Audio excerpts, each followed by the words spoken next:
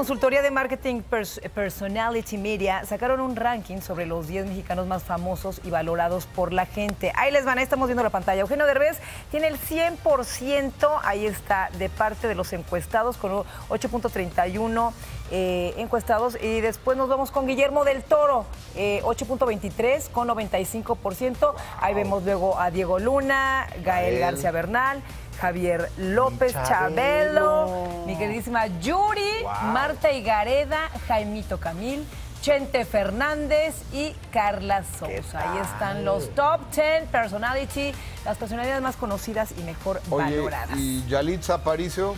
Te juro que pensé que iba a estar. Pero bueno, es que también hay que recordar, aquí se aceptó que todos ellos tienen una gran trayectoria, han hecho proyectos invaluables, han sacado discos, han hecho películas, han hecho teatro.